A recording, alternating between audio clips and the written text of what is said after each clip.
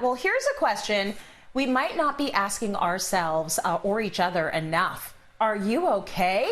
Joining me now is happiness expert Kathy Donovan, who has ways that we can care for our emotional well-being in this time of uncertainty and isolation. Hey, Kathy, it is so good to see you, and you always have great perspective. Your first tip is we need to learn how to catch our thoughts. What do you mean by that? We need to watch the fear pandemic because we're not only dealing with COVID-19, we're dealing with that wave of fear that shows up every once in a while.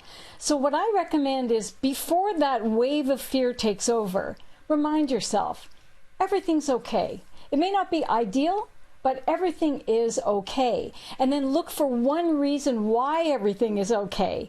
And then start to focus on appreciation.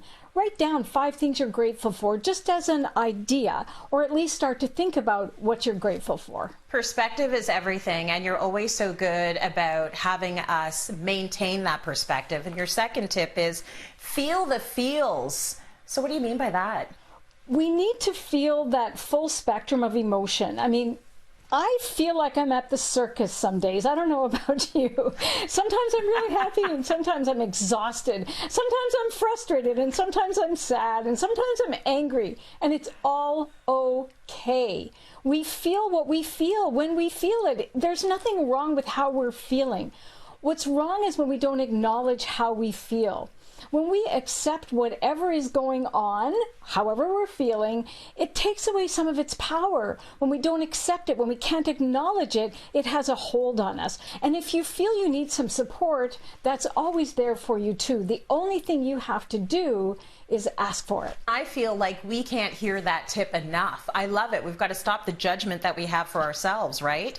The other thing you say is soothe your spirit, Kathy, and this one sounds like a good one. What do you mean by soothe your spirit? I know it probably sounds a little like music to your ears right now, Tracy. We all need to soothe our spirit. You know, meditation for me has been a power tool through this isolation time. My husband and I meditate every day. There's an app called Calm. You can download it to your phone. It's got beautiful music. It's got free meditation to introduce yourself to that idea if you're not familiar with it. Meditation is a great resource. Even if it's walking in nature is meditation for you, being around trees is really good medicine for our spirit.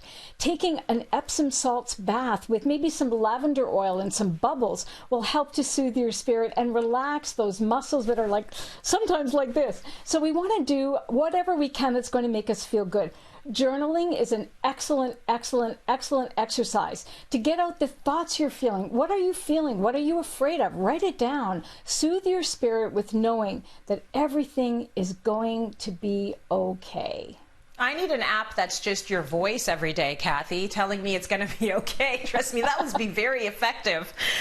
Staying connected is also your point. So we really need to make sure these social circles are happening and they're nourished and they're tight, because that's important for our mental health.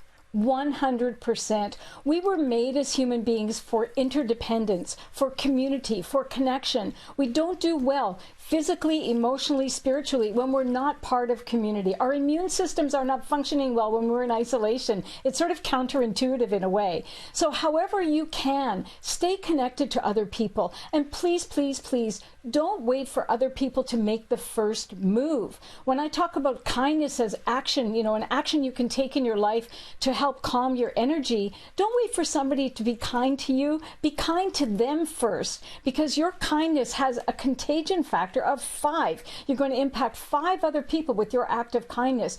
And I'll tell you, I love your last tip, and it's that it's okay to not be helpful. I'm a helper by nature. That's who I am. That's what I do.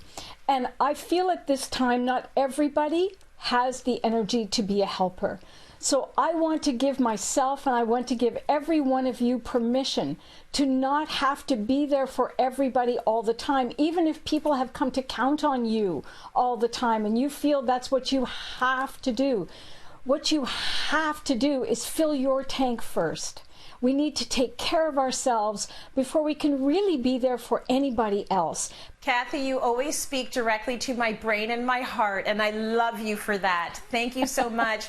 You stay safe, and thank you for always spreading the positivity. Love that.